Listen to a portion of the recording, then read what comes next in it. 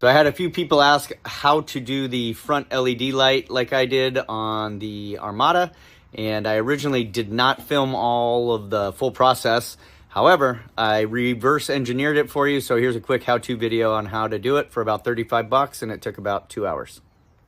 So I started off at my local O'Reilly. I picked up this little kit here. They're little amber LED lights. They come in a 3-pack. They're all wired together. You get home, pop your hood, pull out these 8 clips. Be careful while you're pulling them out because they do have a tendency to crack, mainly when you go to put them back in. But pop these out, and then from there, you're going to pop off your grill. So there's 2 clips on each side of your grill, about halfway down, and you're going to give it a little tug, and you'll hear it pop. Don't worry, that's normal. Once you get the grill off, maybe have some sort of towel or blanket that you can set down. You don't need to remove the trim, but I did remove the logo itself. And from here, you're going to cut out the little half circles, the little smiley faces on the back of these that are filled in. The space is pretty obvious. It is a little tricky. For some of the sections there, you're going to have to cut around some of the tabs. Make sure you leave the tabs that are on the back of the grill. You don't want to mess that, so just cut out the actual smiley face part on the top and bottom of the logo, or where the logo sits.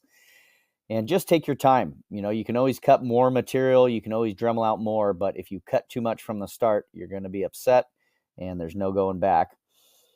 Do keep in mind, though, that the logo covers much of this area, so it is hard to screw it up. So if you're a little nervous about it, just go for it. Now, this is critical. You do need some sort of adhesive promoter. You don't have to use this RM material, this AM865. Just buy any type of adhesive promoter. You can get it on Amazon. You can get it at the hardware store. But anytime you're using 3M VHB, very high bond tape, put this on the plastic first. Be very careful, though. Don't get it on the paint of your car because it will mess up the paint on your car. So after that, I ran the wires down the left-hand side towards the fog light. I've got the grill sitting here, and I drilled 3 holes in between the gills on the backside of the grill and just zip tied the wires and secure there. Now you can see here on the left and right-hand side of the logo on the backside, I used that adhesive promoter and then stuck the LED lights. They come with the tape on them. I stuck them on there. They will not come off. The VHB, when you use that adhesive promoter, the stuff's pretty much cement.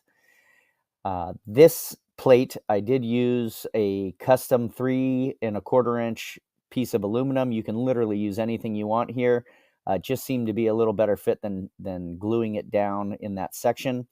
So I attached the LED light to the back of the plate there, and then I just used 2 spare screws that I have. Those tabs are already there. Then I removed the power from the passenger side fog light. Now the fog light has a purple light and a black light. Obviously the purple is the hot line, the black is the ground. The wiring kit that comes with the LEDs comes with vampire clamps. You can either use the vampire clamps or you can solder it in and then secure it.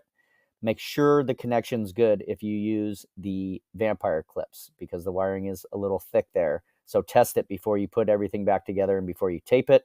I reattached the fog light and then I just zip tied everything up here together. Just kind of clean it up and make sure it's secure. Anytime you're off-roading, you know, the stuff has a tendency to just get abused. So just make sure you secure everything. Then when you go back to install the grill, make sure you have those 4 tabs lined up. So 2 on each side. Otherwise, if they don't clip, you're going to get a bunch of flapping and you'll know that it's not in. You're going to reinstall the 8 pressure clips here on the top side of the grill. And the final product, here it is. It's something a little different than you see on a Raptor or Tacoma, just those 3 typical marker lights. I wanted to do something a little different. And there you have it. For more information, go to campsite204.com.